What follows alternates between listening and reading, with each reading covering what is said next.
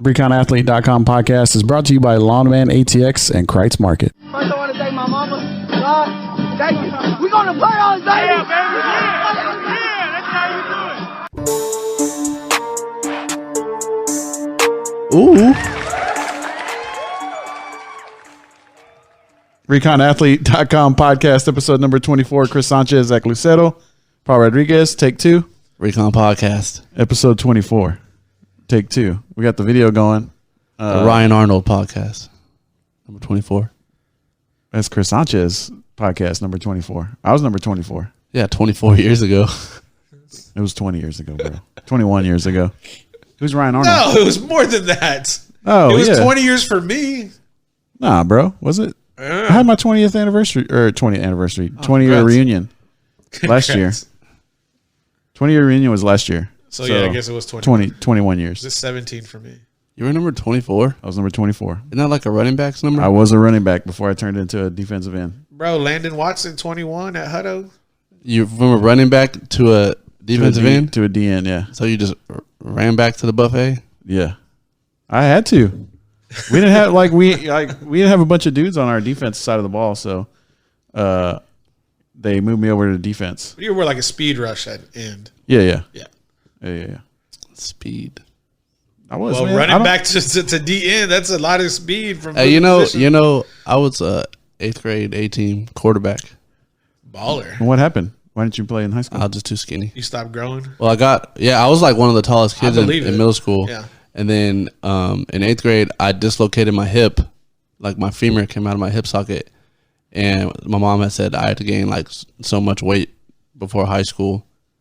Or else she wasn't going to let me play. And I was just going to focus more on baseball. And I didn't gain the weight. So dang. But I was nice. How'd you do that? Well, because I was also like, skateboarding? I also played safety. Uh-huh. I played corner, but like not really. Like it was just like my secondary position. But the kid that played safety had failed, like when the 6-week report cards came out, and I was the only one that I knew the playbook enough to make the transition. And my tactic at corner, I would just dive at people's legs and hope I get them. And if I didn't get him, the safety would get him because he was good. But then I had that same tactic at safety, but if I didn't get him, then they would just score. So I was not good safety. Well, that's why it's called safety. All right, now that we know Zach Lucero's, football history. Yep. We can move on to the football history. That was nice for real. Last night. The old pigskin around. Cedar Ridge 77, Westwood 69. Cedar Ridge Raiders in the playoffs out of 13-6A. Round Rock knocked out last night. Can y'all believe that Round Rock Dragons aren't in the playoffs? Yeah, like what happened? Like what? Like the right losses happened this season for them to just are wrong losses depending on who you're. Right, that's fair. It's a fair point. But that Hendrickson loss is what did it. Off that real questionable call, off of what I think was a fumble, and they called a forward pass live in the stadium on Thursday night a couple weeks ago. Yeah, so Cedar Ridge in at 5-3, Stony Point in at 5-3. Of course, Vista Ridge and Vandegrift had already clinched their playoff spots a couple of weeks back. Round Rock at 4-4, and they got McNeil, Westwood's at 3-5, Hendrickson 2-6, and Leander 0-8. They're in 13-6A.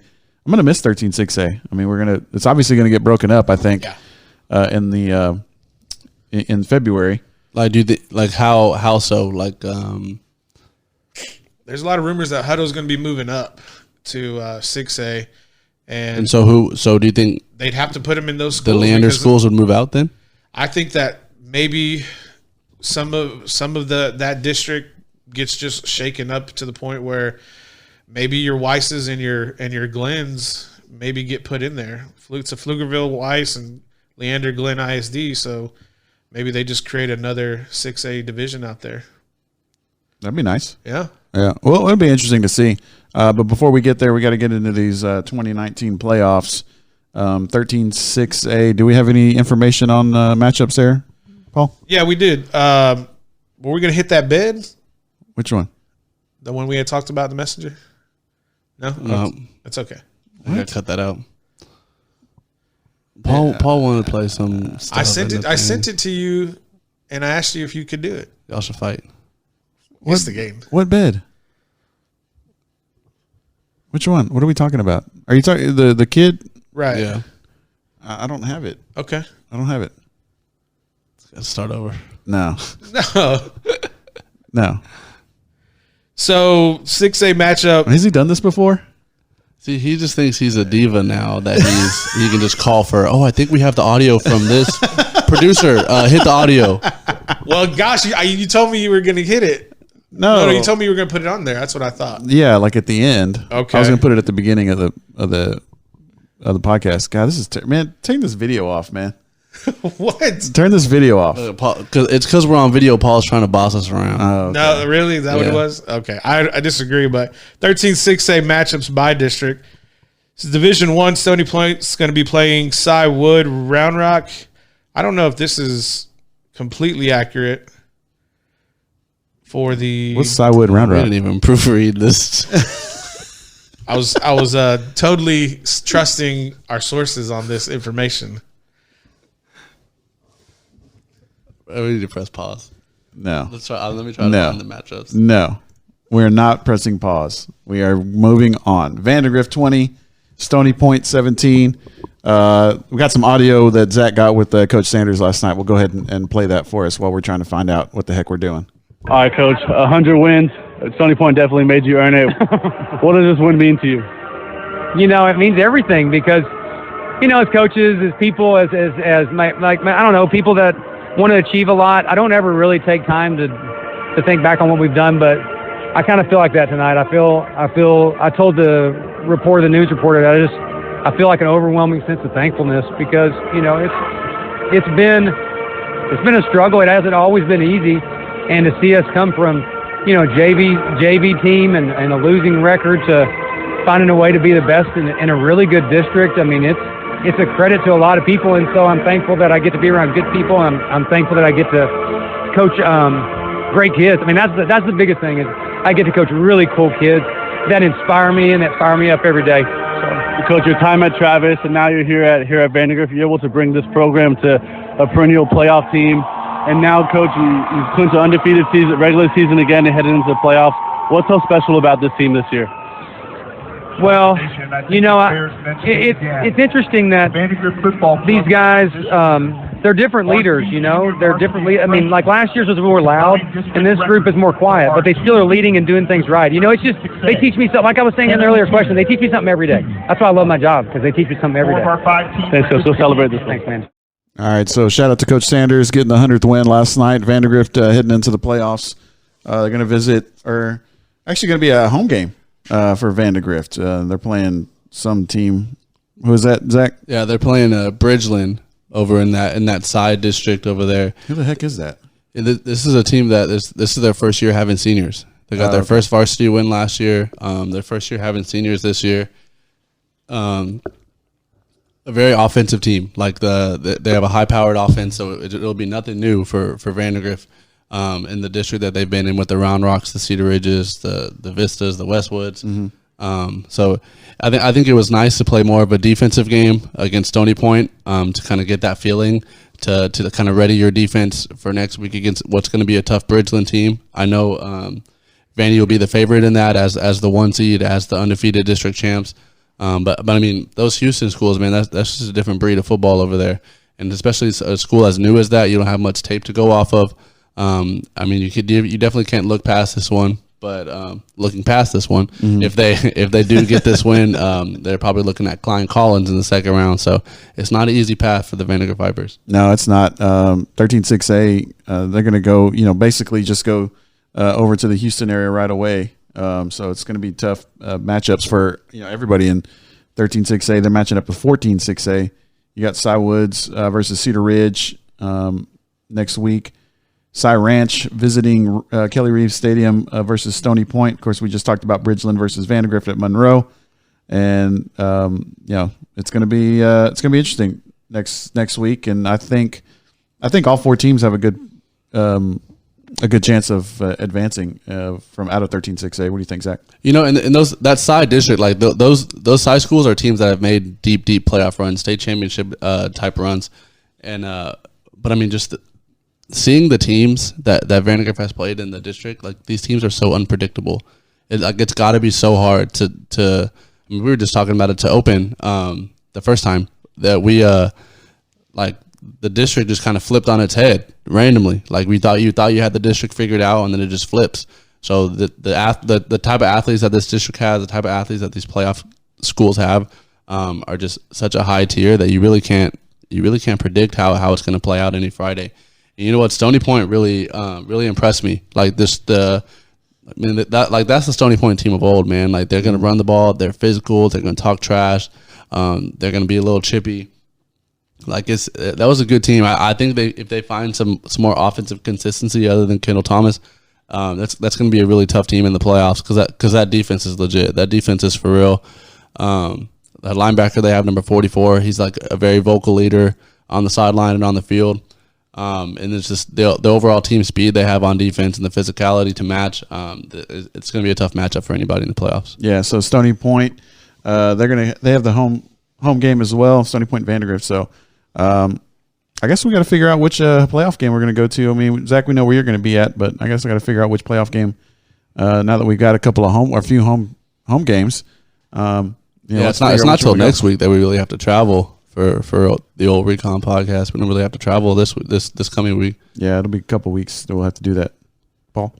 Now, just kind of just getting the closing thoughts on the season.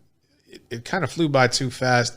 I think having the episodes twice every week just made everything go by so fast. But I had a good time traveling out to some of the smaller towns in Texas to kind of watch, Flatonia, watch them play their ball. But I'm excited for by district matchups. We'll see how things fare out. All right, Cedar Park 49, Manor 24, Hutto 34, Rouse 15, Bastrop 26, Glenn 14. Bastrop with a 3-game winning streak to end their season. So shout out to the Bears. They beat Brenham and Glenn. So both of the teams that ended up the 1 and 2 in that district, Bastrop ended up with wins over both those teams. Not making the playoffs though, but shout out to the Bears. Shout out Desmond Young. Marble Falls 28, Cedar Creek 21. At Elgin 56, Eastview 19, Brenham 38, Weiss 21. Brenham and Weiss both at 6-1 and the 13-5A Division II. So I guess they both get a share of that district championship. But Brenham, with the head-to-head win, I would think would be considered the outright winner of 13-5A Division II. Hendrickson 35, McNeil 14, Westlake 63, Bowie 0. Lake Travis 49, Anderson 14, Hayes 56, Del Valle 42, Dripping Springs 40, Crockett 0, and LBJ 42, Seguin 17. So, senior salute, like they say, to all the seniors out there. A lot of these teams not making the playoffs, or half the teams basically, or more than half the teams not making the playoffs, and it's a funny feeling. Once you end your high school career, for all these kids, I don't think you really appreciate it until you're done. So we want to shout out to all the seniors that aren't getting to play in this last week, week 11, going into the into the playoffs. All right, we'll get into the playoff matchups probably Wednesday. Do a little research, maybe try to figure out what the heck we're talking about. And we'll get into that, hopefully on Wednesday. Of course, Lockhart, big win last night. Paul, what was the final score there? Do you have that one? Yeah, Uvalde 41, Lockhart 45. It was a pick. Uvalde got picked at the end of the game to seal the victory for Lockhart, and we had a chance to catch up with John, and he gave us his thoughts last night. Dude, the way the game was is how my blood and my soul was running last night, man. I'm not even going to lie. I felt like I was a player on the sidelines, and I was just like, I was in the zone with these kids. Like, it was fantastic. Like, that's our school, Big Paul, you know what I'm saying? Like, that's the Lockhart Fighting Lions, and they needed the win to get into the playoffs, and they fought all the way through all 4 quarters. And I'm not going to lie, man, Uvalde, they came here to play spoiler, and they were bringing it, dude. It was a shootout, like, back and forth. It was stressful, intense, and exciting all at the same time. Crazy game. We saw all the highlights that you were posting on Twitter. Get it, John, at King Colunga is his handle on Twitter. John, talk about how the end of the game went and some pivotal moments that you saw last night on the sideline. I'm not even gonna lie, like the way Uvalde was moving that ball, it was a little scary. I really thought we weren't going to be able to stop them defensively. Their offense was pretty high power, and they were getting pretty much one-play scores on us. I'm talking about a 70-yard bomb for a touchdown, but Lockhart was answering back. They had just, in the second quarter, threw a 70-yard bomb. Old Branch, number 88 for the Lockhart Lions, took it back and answered with the 86-yard kick return that was sick down the sidelines. And also I think he's our DB and also our running back / receiver. He plays all kinds of positions. That boy Ellison, number 3, he was, I think he scored 2 long 50-yard touchdown runs, a short 1-yard touchdown run, and has had a 72-yard punt return that answered after a big score by Uvalde. And at the end, man, what was real clutch that had everybody in their feelings, and it was very emotional. This young man, he just lost his grandmother this past week, well known in the community. His uncles and aunts are well known too, and also in the community. And he got the clutch interception at the end, sealed the deal. And after that, all we had to do was run the clock out. Big shout out to Jennings, that boy Caleb. He did his thing and sealed the game with that interception. Man, it was a touchy night, man, and it was good, man. Like, I'm still feeling it. I couldn't sleep last night, no lie. Our condolences to the Jennings family on their loss. Thoughts and prayers with them as well. Lockhart clinches the playoffs berth, 45-41 win over Uvalde. Lockhart will face Weiss in the bi-district matchup next week at the Field. Go to reconathlete.com to find the location for directions. John, thank you very much for your time tonight. Have a good one, sir. Thank you, sir. Appreciate it. Go Recon, go Lockhart Line. And shout out to Colunga, man. I mean, he was tearing it up on the sidelines there with the coverage, man. He was getting like sideline interviews and like the kids were all up in it. And I was kind of like, man, John, like, don't get in trouble with the coaches. But Paul, you said the coaches were into it. Yeah, last night John was kind of doing in-game live interviews on the sideline. Like after a kid gets a touchdown, it's like in his face, camera going. But the coaches seemed to be hype. I know they were really excited to get the victory last night for Lockhart. But man, we also got some time to catch up with John, and if I was feeling all that energy through the post that he was making on Twitter, and I was just like excited, happy for Lockhart, happy for John, and I was just like, man, this is just amazing to have this kind of energy locally for Lockhart, which they haven't had in a very long time. But thank you very much, John, for getting that coverage. We're really excited to see all that. All right, and both of you guys were on your phones the whole time while we're doing that interview. What did you guys find out? Your research? Or were y'all just on Instagram? I was just on Instagram. Oh, okay. I couldn't find anything that was credible, and I didn't want to trust me since I already made one mistake this morning. So I just decided to take the L and keep it moving for today's podcast. What mistake did you make? Bumbling over words. Sci-Fair Round Rock. Yeah, that was a huge mistake. All right. Well, I guess we'll just move on to the MFL. MFL. Yeah. Chargers, Raiders, Lions, Bears. Raiders with the 26-24 win over the Chargers on Thursday night. Shout out to Derek Carr, trying to be good again. I think Derek Carr would make Dallas so good. Really? Derek Carr at Dallas, I think, would be a game changer. Like I think he fits the mold. Really? Yeah. Why? What's the mold? Well, I mean, he's better than Dak, in my opinion. Okay. And I think just his personality, like we all saw Hard Knocks, like the way that he kind of just followed Coach Gruden around, did exactly what he said. Like after every play was like, does that look good? Does that look good? And I think that's kind of Jerry Jones just wants a quarterback that will conform to whatever. So I think I know what you're trying to say here. You're calling Derek Carr a yes man. Is that what you're saying? Yeah, like a better at football yes man than Dak is. Better deep throw passer than Dak yes man. I got you. And I think that's what Dallas needs. I think he'd be a perfect fit, honestly. Family man. So whenever Coach Gruden decides that he's going to bring old Trevor Lawrence into the Gruden QB camp and just draft him from under under Derek Carr, and then Derek Carr just left out high and dry, I think the Cowboys should scoop him up. Yeah. Well, I mean, the Cowboys are about to pay Dak Prescott, though, right? The word is a lot of money, like they're close to 40. Yeah, but they shouldn't do that. They should not. It should be more like 25. But they're maybe. Dak, I mean, if they pay Dak, I'm done watching the Cowboys for a long get ready time. to turn it off. They should not, but they're going to pay him. I mean, you're a close to Packers fan anyway, so Yeah, but I still live here. that's true. My dad is still a Hispanic man that loves his Cowboys. What does that mean, I mean, You know what that means. the Mexicans love Cowboys, dude. bro? They love the Longhorns too, and I don't get it. Yeah, so why are you gonna ask what that means if you know what it I means? wanted to ask a loaded question to see if you'd answer it. I said I was trying to instigate. I Man. know, right? All right, Lions and Bears tomorrow as well. Chicago 2.5 point favorites at home. Ravens, Bengals. Oh man, are Bengals going to go 0-16? No, they're tanking. I thought Miami would, but apparently not. I mean, You know that Miami GM was so mad when they got that win. Yeah, for sure. what? Because they couldn't get the first pick. Yeah, AJ Green has said he's going to come back about 9 different times. Now he's not playing in this game. He's like, nah, my back still hurts. I'm good. I mean, why should he? I mean, he shouldn't come back at all. If he's not 100%, no. He needs to during all these games he's missing. He needs to be going to the college games and recruiting him his next quarterback so he can tell the GM which one he wants. Yeah, Because it sounds like the Bengals don't want to get rid of him either. Andy Dalton. Yeah. No. AJ Oh Green. yeah, AJ Green. you're right. Yeah. So I mean, if I were AJ, I would just be like, dude, I'm done.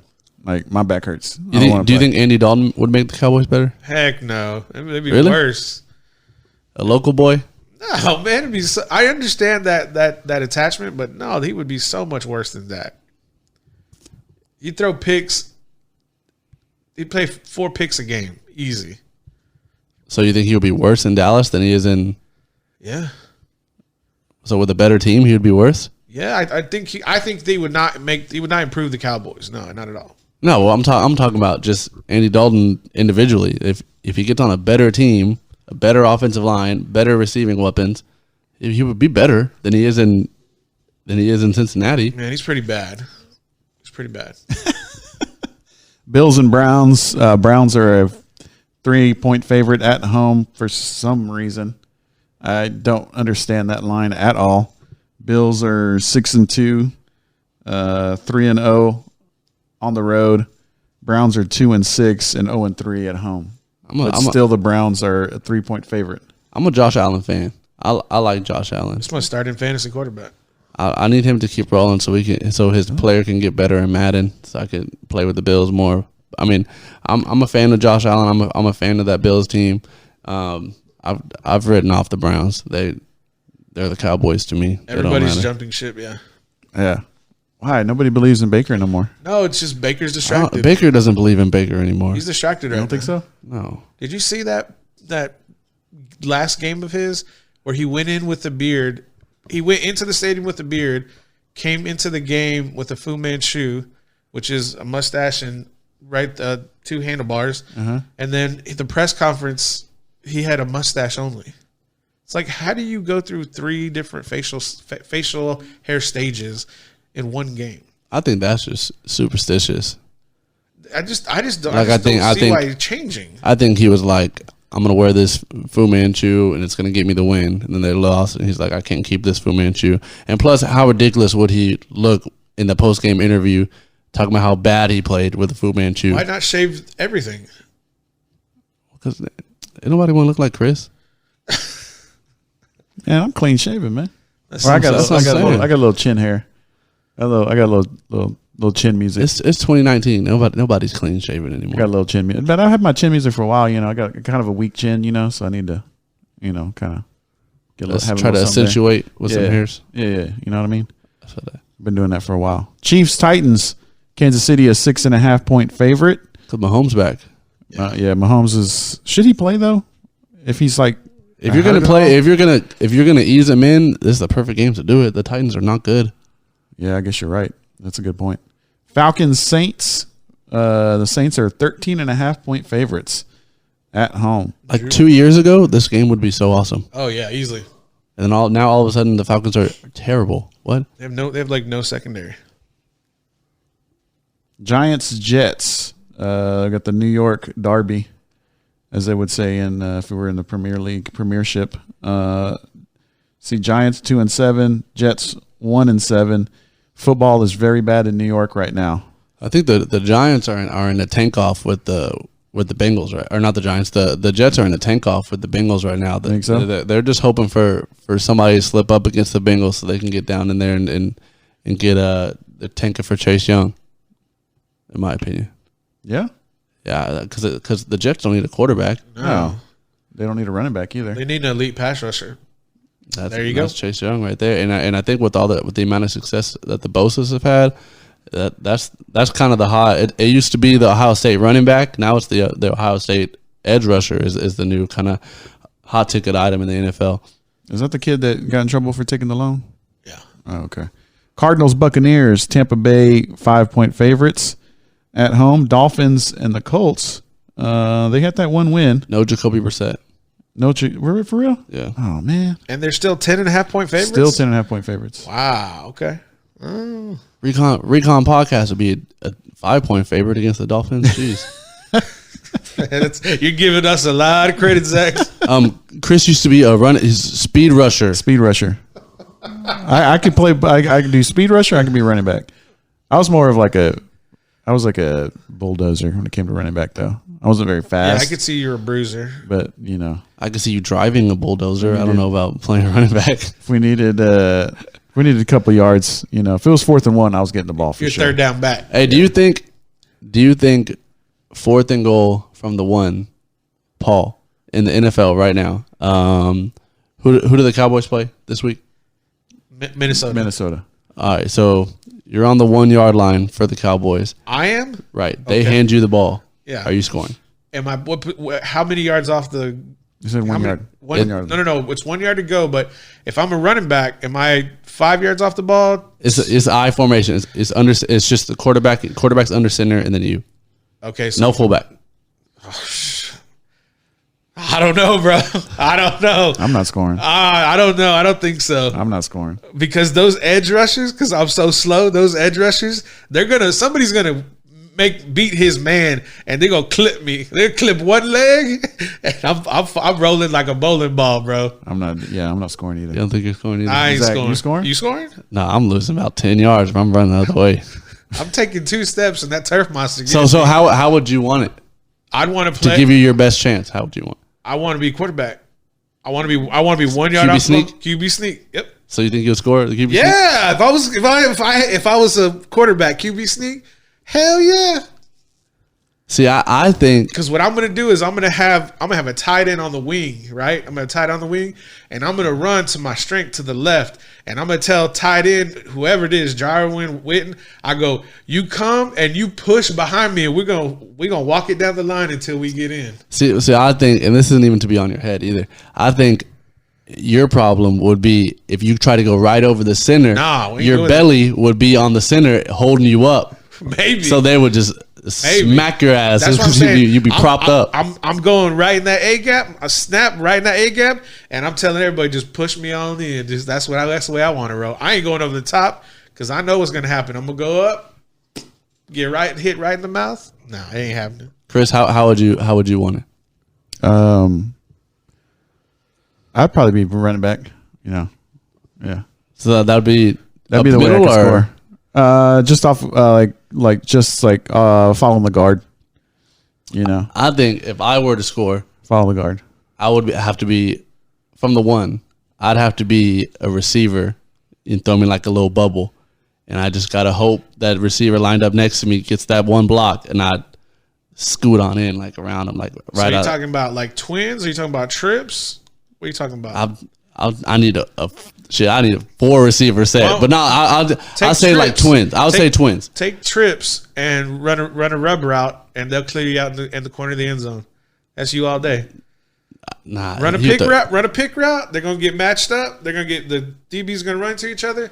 By the time you're taking off, the ball's already in the air. But I also think I will be able to score just off a bubble where I just kind of turn around, catch the ball, and the receiver lined up inside of me comes and blocks in front. Are you on the ball or off the ball? Because that's going to make a difference. Because if you're on the ball, you're going to have to take a step back, catch it, and then go forward. I'll be off the ball. Yeah, if you're off the ball, you get a running start, and then you can get in the end zone.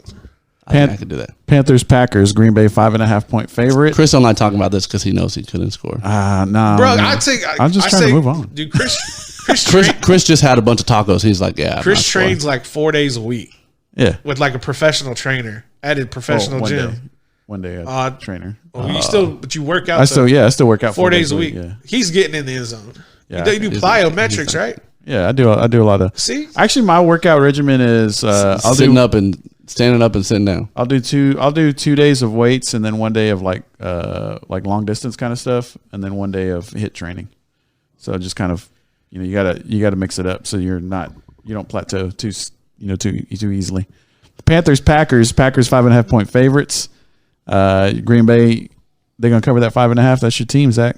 I do think they bounce back from that Los Angeles Chargers loss. Hearing Aaron Rodgers speak about it, he just said they really were not prepared for that game. It was a weird week. Preparation was off, and he just said that they kind of needed that kind of smack in the face. He called it humble pie. So I think we've seen it in years past where a motivated Aaron Rodgers really can just snap like that. Whenever he said when he told everybody to have patience, he told everybody to relax, and then just kind of popped off like that.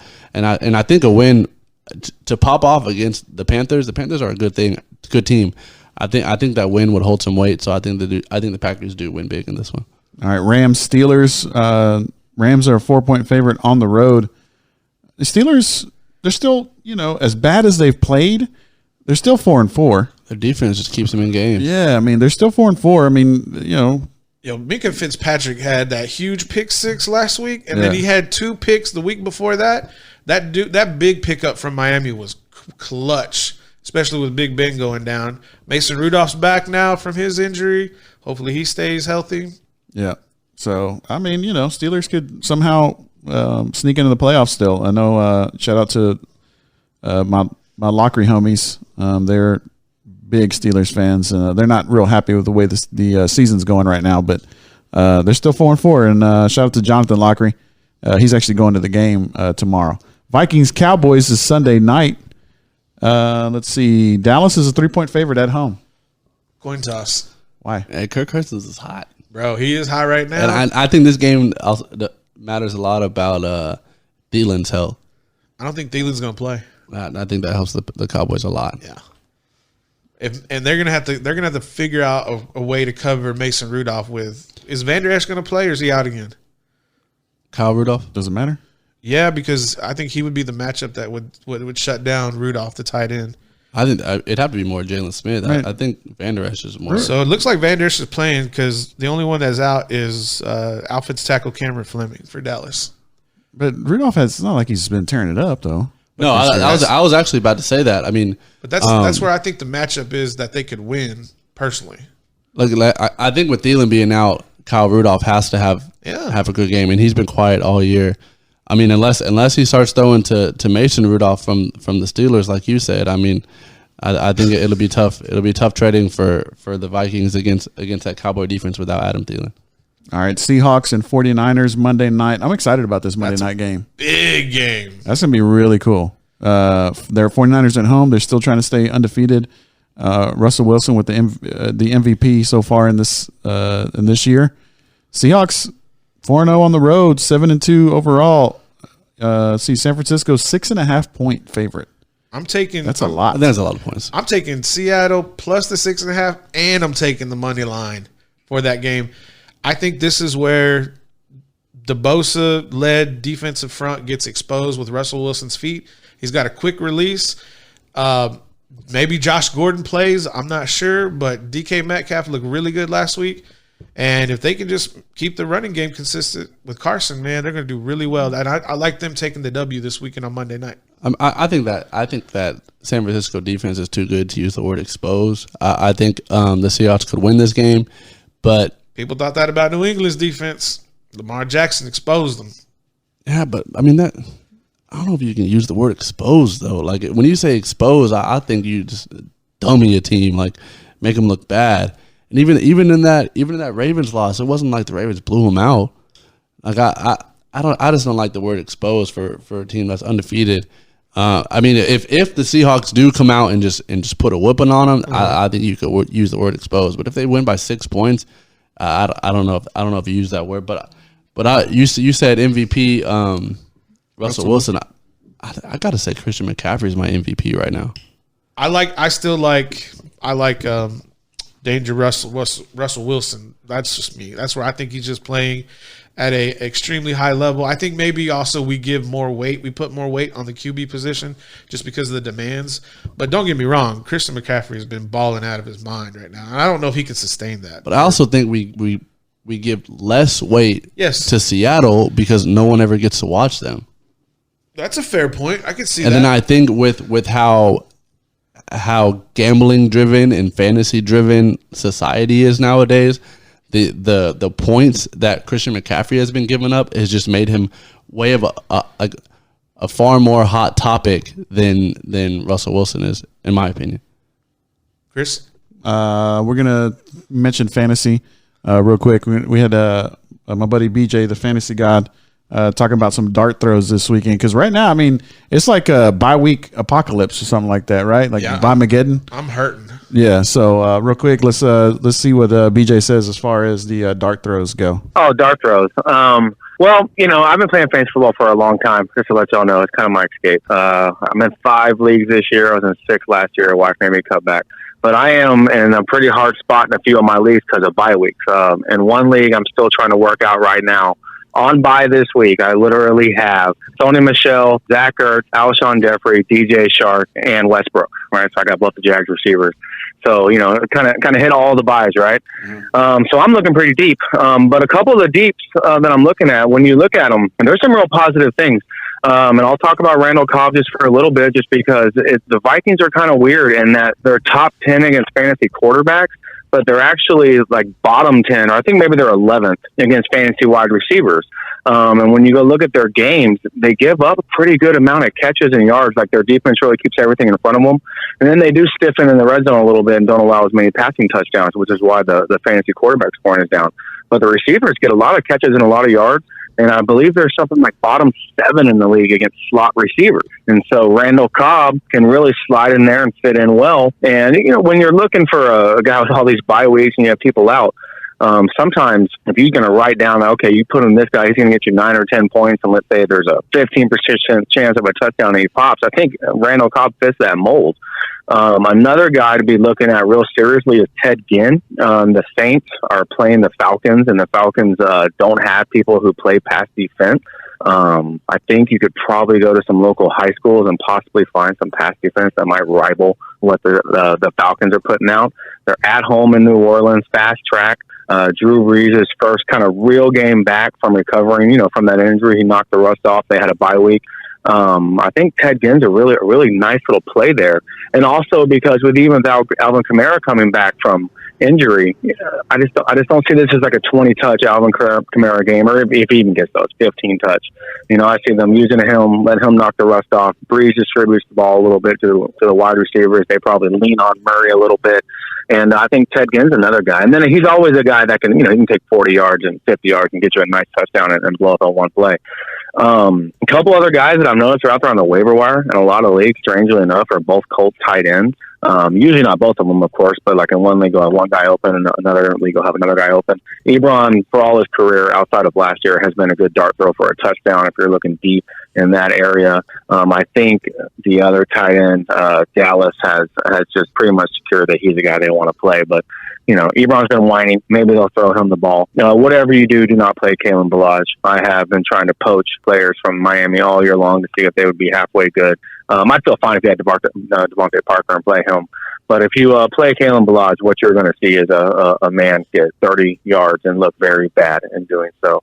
So those are a couple of dart throws I'm looking at this week. Another guy is Josh Reynolds. I don't necessarily mention him because I think he should probably be owned in league, just with Bruce being out. But Bruce might be back. But I would imagine Reynolds, if he's out there, Reynolds is another guy with the Rams. But I think a lot of those targets are just going to go to Everett at tight end slot, to be honest with you. All right, BJ. Appreciate it, brother. We'll talk to you soon. All right, shout out to BJ, Fantasy God. What do you think about those dart throws, Paul? Man, I'm so hurting in my league. I really just I don't have time to Randall Cobb, talk Ted Ginn. Randall Cobb did really well last week. I mean, that would probably be a hot pick if you could pick him up. But man, the league I play in, a lot of these guys are already picked up, and I kind of used up all my fake money that I have in my draft. So like I went in and I had such an injury bug with my team on my players. I kind of used up my $1,000 like in the first 4 weeks to kind of get new players, and so I really don't have any time to move around. But man, if you could land one of those picks, that would be huge. Especially like Chris said, like like BJ said, some of these guys, they just don't know what they're doing. Yeah. Zach, do you even have a fantasy football team? I'm in 5 of them. I was gonna say, 4 NFL and 1 college. I was going to tell you, don't forget to start Kareem Hunt. Yeah, well, that one that you drafted for me, I'm stacked at running back. Yeah, bro. Kareem Hunt's gonna have to like earn his spot. Even at your flex. What's your starting flex? I think I have Mark Ingram in my flex right now. Yeah, but your boy did good on that one. He just didn't draft me a quarterback. No, I didn't. Who's your quarterback? It was Ben Roethlisberger, but well, he got hurt. That was my issue. He got hurt. Yeah. So how'd you fix it? I've been rocking with Jacoby Brissett, but now Jacoby Brissett's hurt too, man. Oh man. I don't know who. I'm gonna have to get Andy Dalton. Is Josh Allen out there? No. Garoppolo? No. How many teams are in this league? Like 12. Oh. Yeah, it's kind of rough. Kyle Allen? It's gonna have to be one of those guys. I bet you Kyle Allen might do okay. We'll look it up after the podcast and we'll see. We gotta check it out. Hey, but college football fantasy is fun. Y'all should try, especially because I know neither of y'all like really watch college football like that. Like it gives you more of a reason to watch the random game that's on Thursday night or whatever. Oh, bro, I watch all of it. So I mean, then I just don't know the players. And you would enjoy it, but I mean, that's how you know. Like I know, like I'm turned on to teams that I normally just watch as a casual fan. Yeah. I'm turned on to that's so and so. Like he went to so and so. He did this last game. Like you get to find out more of the backstory. Right. Yeah. And especially for what we're doing now, since we're coming on air and talking about it every week. Like it really helps you grow your knowledge about it. I think it's a lot of fun. That's a good idea. Chris, you're just kind of dumb, so you might not do good at it. But I mean, if you want to try, I went to Westwood, man. I'm really smart. Yeah, but you didn't graduate college. Chris graduated from a private school. I went to St. Edwards. Went to Stedwards. Stedwards. Yeah. What do you have, the Hilltoppers? Hilltoppers, baby. That's so weird. I'm thinking about getting my MBA too. I don't know. Yeah? Yeah. From there? No, you should be Concordia. You could be Dr. Chris. Concordia. Dr. Chris on Recon Athlete. No, I'm trying to be a CFO for school district maybe. What do y'all think? You can hire us. I ain't going to hire y'all. I'm going to hire you, Zach. You just talk mess to me the whole time. Actually, I need somebody like Zach in my I think I'll be good at firing people. We both have a little bit of a money background. A little bit. I mean, I've done you work for the comptroller, right? Right. Yeah. I'm an accountant right now, and I have a communications degree, so I'm very well versed. You're an accountant? Mm-hmm. You know debits and credits? Mm-hmm. Okay. Hey, but you need to tell your friend. We're gonna have a test. You need to tell we're gonna have a test. We're gonna have a test next time. You need to tell your boy AJ that 11 is not bottom 10 in the NFL. Oh, BJ. What was 11? He said the Vikings are bottom 11 or bottom 10 in something, and he said actually I think they're 11. Oh, well, I don't know, bro. There's 32 teams. Bro, that was his first time. He nitpicking on the first time. I know, right? Dang, hey, this is a professional thing right here. Yeah, after I like blatantly blew up the one playoff thing where I just totally trusted a source and it was incorrect. Yeah, it was real professional. We don't stand for that. We restarted Chris' ass because he hit I know y'all got a redo. I didn't get no redo. Because we were too far into it. We were kind of far. ReconAthlete.com podcast episode number 24. Let's wrap this thing up. Shout out to Kreitz Market.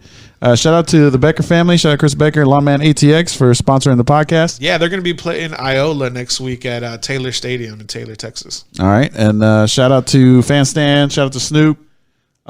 Senior salute to all those seniors playing their last game last night. Shout out BJ, Fantasy God, John Colunga, King Colunga with the sideline reporting from the Lockhart game last night. Also, shout out to Coach Drew Sanders. 100 wins. 100 wins, man. That's big time. Heck yeah. So, and then, of course, shout out to Paul, Zach. Shout out to yourself, Chris. Myself. And, appreciate everything that you guys are doing, man. I don't really get to say that. And then, I haven't said that to y'all, but I'm going to say it on here now. I appreciate it because y'all are doing the thing right now. We all working for free. I mean, shout out to you, man. Speed rush extraordinary, Chris Sanchez, man. like you're the one that really got this thing going. Like we all had this idea for a long time. I know Paul, like you were really adamant that this would be something that worked. But as far as like equipment, as far as like really getting the ball rolling, Chris, like you've always kind of, I mean, in everything that I've known you through, like you've really been one to take initiative and like be the one to step forward to do these things, to get these things going. So shout out to you, man.